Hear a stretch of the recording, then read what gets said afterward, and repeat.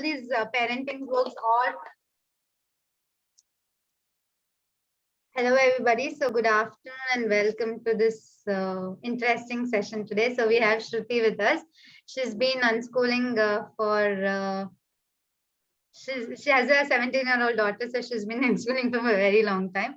And she's also a child psychologist and a play therapist. Okay, so let's start my first question. Have you been unschooling your daughter from the beginning? She's never gone to school? No, she was with me at home till she turned 5 years. And then I wasn't sure about homeschooling or unschooling as a concept here in India because everything at that point of time was quite new. I was aware of homeschooling as a concept abroad, US, UK, Australia, most of the European countries and places abroad. They do have homeschooling parents and they have their own community. And the entire process is really set up well over there. However, in India, I wasn't really very sure about this process because one thing that I did definitely know was that as per Right to Education Act, every child has to be educated.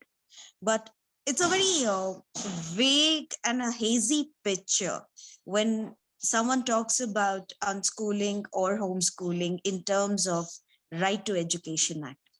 So like every other parent, I wasn't sure 10 years ago as to what exactly it entitles. Over a period of time, I think what happened was like, yeah, when my daughter turned around 5 years old, we did put her into a school. And the main criteria for me to even pick and choose a school was the one that's closest to the house. And I didn't bother looking for what syllabus, what board, what facilities are available, what's the reputation of the school, how good is the school, none of these things. The only concern and the criteria that I had was when I took my daughter and went to the school to check it out, the conversation that I had with the principal was very simple. I'm going to be putting my child into this school on one condition, that she will never be forced to study. She's coming here to have fun. She's going to be coming here to enjoy herself, meet other kids, learn on the way, in the sense like learning is just another byproduct that happens. It is not the main focus, or it should not be the main goal. I mean, if she doesn't do well in a exam, if she doesn't do well in studies, it should be perfectly fine. You aren't allowed to tell my daughter that, she has to compete, she has to learn, she has to score marks. Marks is something that I don't believe in. It was a very interesting conversation. Yeah, I really wanted to ask how was the principal's reaction for that? I think the principal really reacted well at that moment because obviously I'm the new prospective parent, you see. So it's about business end of the day. So they went all gaga and they were all like, yes, ma'am, these are the amount of facilities we have. And this is how playfully we engage with the children. And all our students are very happy here. And, everything. The whole works was out there. Having said that, I knew that this is going to be a regular school. There is no avoiding it. However, I was pretty happy with the kind of facilities and the kind of sports they had, the library, the collection that they had, and the campus that was huge with a lot of greenery. So these kind of really went ahead and helped me choose the school. It's called Silicon City, and it was a brilliant school, CBSE syllabus. And she started with LKG. So though the principal wanted me to put her into UKG or the first standard because she's going to be the oldest in her class by almost 2 years, or at least a year and a couple of months, because normally 3 years, 10 months, children are put into school, LKG. So she was already 5. So they said, look, she's going to be the oldest in the class. And I said, I don't have a problem. Do you? And they were like, but she would be, completing her 10th standard quite late in her life. She'll be around 16 or 17 when she completes her 10th standard board exams. And I said, I don't have a problem. Do you? And then they were like, okay, but when she comes out of the degree, she will be like around 23 or 24 or 25. And I was like, I still don't have a problem. Do you? So I think somewhere along the line, the principal did get the message. So they finally agreed to put her in LKG. The first 2 years of her schooling was absolutely fun. Obviously, it was kindergarten, so not much of studies, not much of education, not much of uh, concepts that she had to learn and understand. And by then, she had already self taught herself how to write ABCD, how to identify different colors, shapes, numbers, how to write everything. So I don't think they really did miss so much when it came to her or having to facilitate a learning process for her. So first 2 years of the school was absolutely amazing. Then she progressed into the first standard, which was okay, which was still good. Second standard was fine. By second standard is when every time I would go to the school and attend the parents teachers meeting, and I would ask them only one question, saying, how is my child behaving in the school? Is she happy here? How is her behavior in terms of her play, her social skills with other children? Is she a bully? Is she nice? Is she cooperative in her play? Are there issues with her? So, but every time all these questions that came out of my mouth, the only answer that I was given was, oh, your daughter is a rank holder. Oh, she studies absolutely brilliantly. Oh, you don't have to worry about her studies. And I was like, right, I know that. I know my daughter's doing well. I know she's been, um, having fun. All children have fun. They don't need to be told not to have fun. Having fun is their full-time job. you know it's playful learning. Anyway, so I went on asking, and this was pretty much the kind of response that I used to get from the school, from her teachers. Then came the third standard. This was where the turning point in our lives came, because when she came into her third standard is when we realized there was one incident that actually happened where she approached me and asked me for a help in one of her homework, which was the first incident for me as a parent. So I was very thrilled to be able to sit with her and work with her on her homework. So there was this question, and she was asking me what's the answer. And as me being me, instead of giving her a direct answer, I was trying to make her understand the question so that she can derive at the answer, so that she can figure out what could be the answer. So I was trying to make her understand what the question was.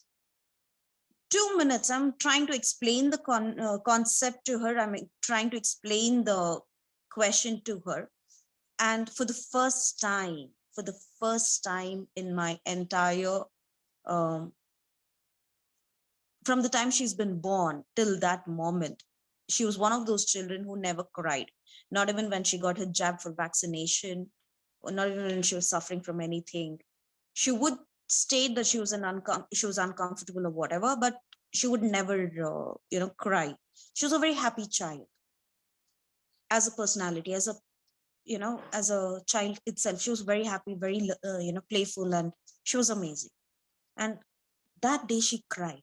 She cried and cried and cried so badly. It ripped me apart. I was I was I was in pain. I didn't know. I was completely confused. I had no idea why she was crying. I was shocked for, I think, a couple of minutes, because that was really the first time that I've seen her cry. So I was completely dazed. But I finally pulled myself up, and then I just got around and I calmed her down. And then I asked her, saying, like, what really happened? Why is she crying? And that's when she just made only one statement. And she was like, why can you not just give me the answer? Just like my teacher gives me the answer. Why do you expect me to think? Why do you expect me to ask questions? You tell me ask questions. I go to school, ask questions. My teacher yells at me. She says I talk too much. She says I ask too many questions. She just tells me to shut up. And that broke my heart. I was so furious. I was so upset. I was so angry. And I will be very honest. Yes, I wanted to go and yell and scream and fight and take my frustration out on the teacher, whoever did this to my child. Obviously, as a mother, it hurt me.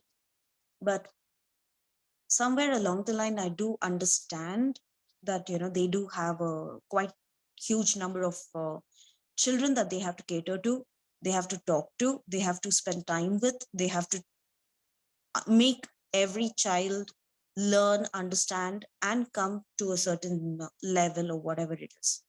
So, in a very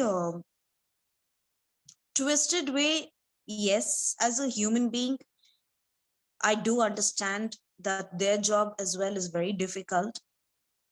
But as a mother and as a child psychologist, for me, this was an absolute no. It was a deal breaker. So that triggered, for me, that was my tipping point. Like any tipping point, you start, your whole shift happens in thinking, correct? So that put me on a quest saying, okay, I really, really now need to figure out what's the alternate solution for this. So there started my quest for alternate education, a different school, and a lot of thought process with myself saying, like, why can we not do homeschooling? Why can we not do unschooling? And I think my rigorous, intense seek to find answers to these questions put me up with Swashikshan, the main group. And I found out that there are quite number of people who have been unschooling, homeschooling, road schooling, micro schooling, doing a lot of things. And yes, there are quite few things about legal perspectives and stuff like that. But there are quite few number of parents who have been up for this journey, and they have taken up and they have been on this path. So that kind of gave me the confidence. And from there, my journey of unschooling with my daughter began. Or rather, should I say, like, it came back to how it used to be before the school happened.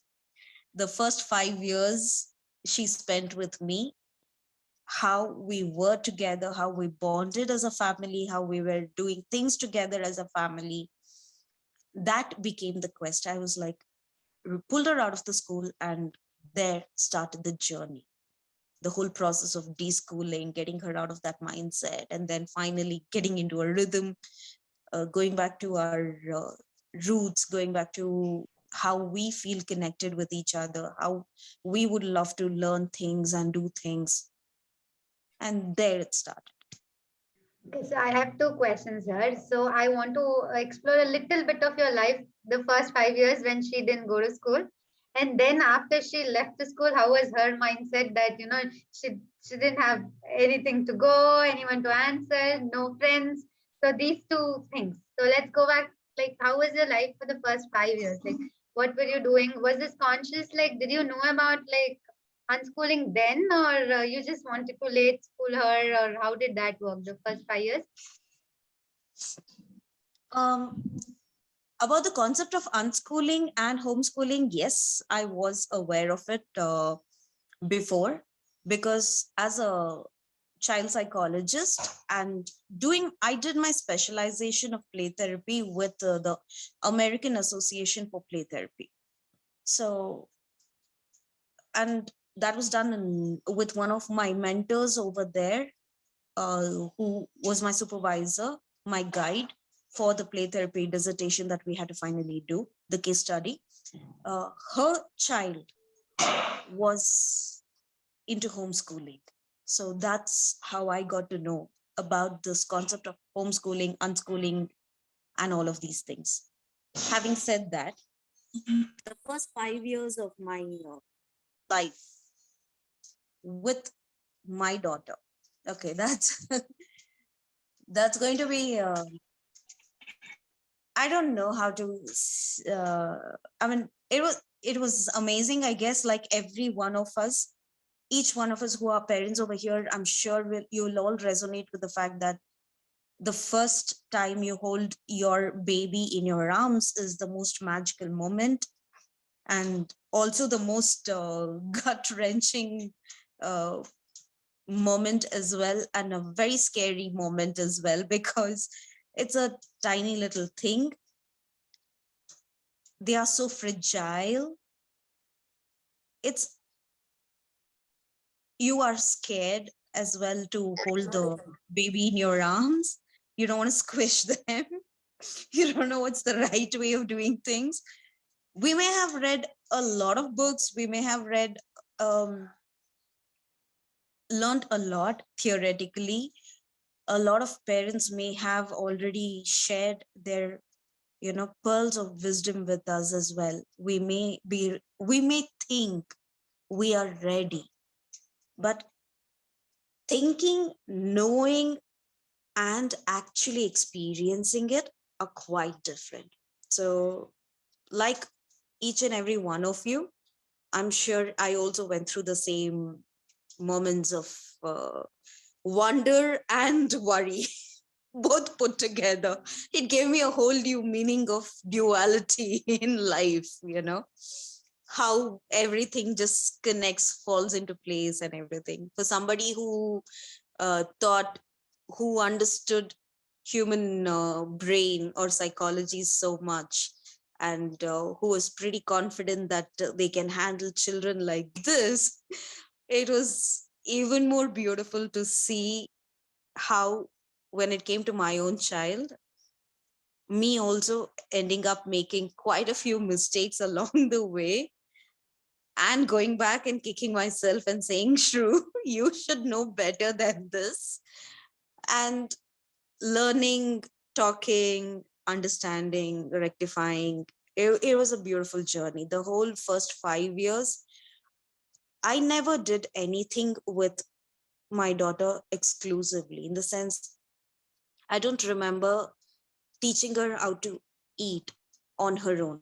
I don't remember teaching her how to brush her teeth on her own, how to even have a bath on her own, wear clothes on her own, training, the toilet training. I've never done any of these things. None of us in our family have ever done anything. Everything she's just picked up. We have just gone with the flow. However long she wanted to be a baby, we have let her be baby. We have left her. We have The only thing that we have done consciously as a family was very clear, that this was one rule that we set in our entire house. I think it kind of became very mutual, that we never going to treat our child like, she is a child, yes, but she's not dumb, she's not stupid, she's not unintelligent, she is a human being. So we are going to be respecting that. We are going to be respecting every second of that intelligence. We are going to be celebrating that life. So it is going to be a child led environment. So she is going to lead us. She is going to tell us how she is going to be ready, when she is going to be ready, what she wants to learn at what age. And we will not be the ones who are going to be sitting there and putting our rules and enforcements in front of her saying, okay, by this age you need to have done this, by this age you should have done that, by this age you should have finished this. No, none of those things were around. And I was especially very, very, very clear in my mind that I would not sit and compare her growth, her developmental growth, to the normal developmental growth and keep worrying about whether she is growing at par, whether she's not growing at par. Or basically what I'm trying to tell you is that I had decided for myself that I'm not going to be the child psychologist for my child. I would never play that role at home unless and until there was a dire situation that needed it. So I'm going to be just a plain mom, just like any other mom, just like any other parent. That was one thing that we were very clear about. So from the time she's been born, it's always been child-led environment in the house, meaning she has decided when she wants to, sleep on her own in her own separate bedroom. She decided when she is going to be she's big enough to sit and grab the plate from my hand and say, like, enough, I'm going to eat it on my own. And she started eating on her own. One day she just got up and she said, enough, I'll have a bath on my own. And I was like, okay. So that's how the journey has been. She used to see me a lot of times journal, write a lot, read a lot. So I think somewhere along the line, she picked up the habit of reading and writing. So she would come to me and she would point out a letter or something and say, like, what is this, what is this? So every time she pointed out something, I would just read that letter out. But I would never tell her that she has to write it or she has to repeat it back and learn it. So none of these things happened. She started emulating it. I mean, she started imitating it. So she would repeat whatever I would say, and that's how she started learning how to read things, how to pronounce things. And then writing also, she, the gradual thing happened. So by the time she was around 5, she could write her letters, she could write her numbers up to 20 or 25 something. And then she could read alphabets in the sense, the simple 2-letter words and 3-letter words, few of them. So all of these things were already in place for her, and all of these things she picked up on her own. None of us, it's not that we did not encourage her, it's just that we did not push her. Everything became child-led. She used to lead the journey for us, and we followed along with her. Then the schooling happened. So this is the first 5 years. The most interesting journey was, or the most interesting part of the story is after we removed her from school. So Just a minute. I have one more question to ask. Like, um, so yeah, you said that you didn't facilitate purposely a lot for her learning environment. Like she mirrored whatever you did. Like you were writing, you were reading. So she thought something interesting and she would want to mirror it as such, reading and writing. Okay. And the second one, lot of parents are really scared that they think this early 5-6 years of the environment life is like supposed to be very crucial period for the child to learn. That's where this right brain learning thing and all is come into picture. So they want to like feed the child as much as possible for the first 6 years. Okay, and they are scared that okay, maybe the child, it will be difficult for the child to catch up later and things like that. And most of them also believe in this routine, like wake up at the same time, make them sleep at the same time, eat at the same time. Because I don't know, most of the early childhood speak about routine and speak about filling a lot of things into the child. What do you say about that? Like you have already a 17-year-old daughter, so I'm sure you've done something right. So yeah. Okay, that's actually a wonderful question, and thank you for asking that. Yes, I completely understand. I completely agree with the framework or the analysis or the theory, that a child's brain development happens in the first 5 years of its life, and it's very crucial year, or it is a very the most important, the golden years, so to speak. Completely agreed. When I see what I meant to say, that she mirrored a lot of things about reading and writing. It's not just the reading and writing that the child mirrored in the house.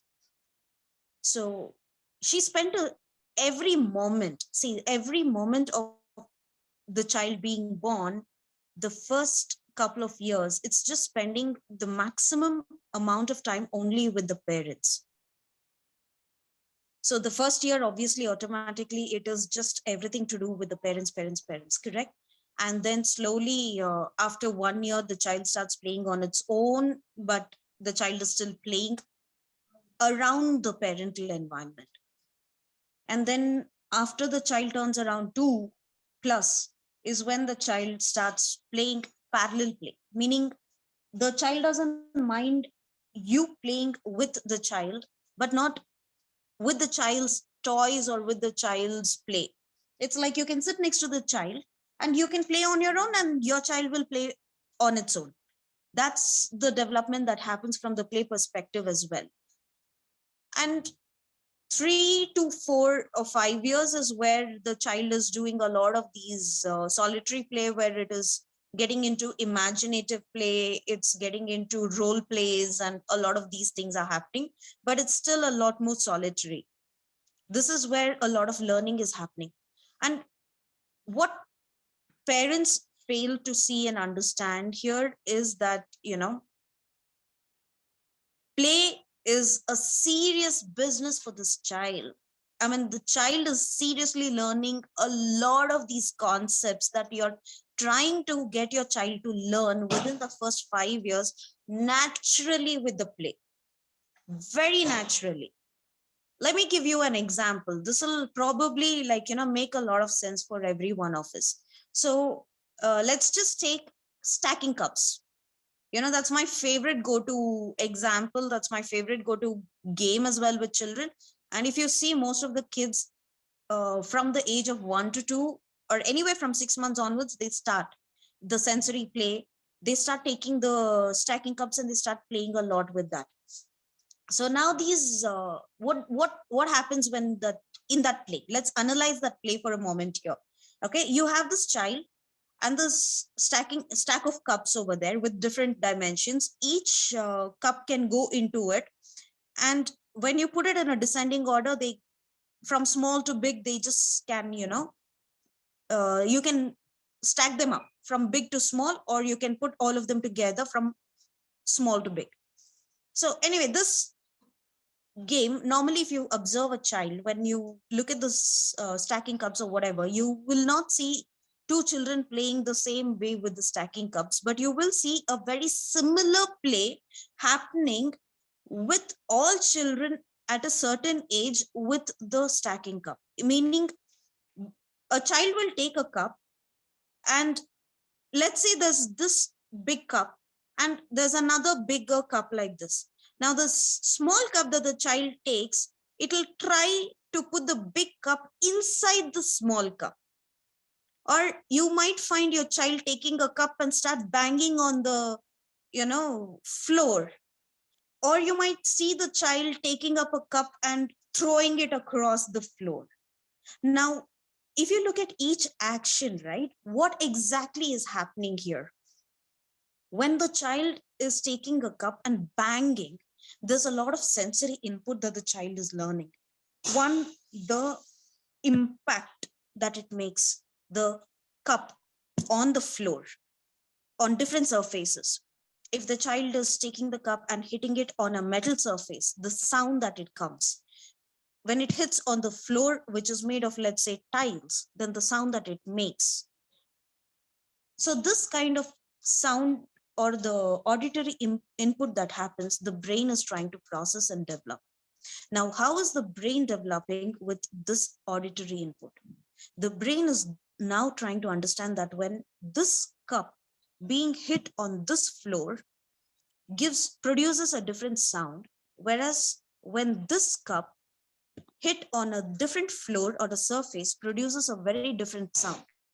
Now, with the difference in the sound, the brain has learned a very beautiful, simple physics component, a scientific concept, and that is surface or each element matters. Here, if one is like a metal, so metal makes a different noise, whereas a tile makes a different noise.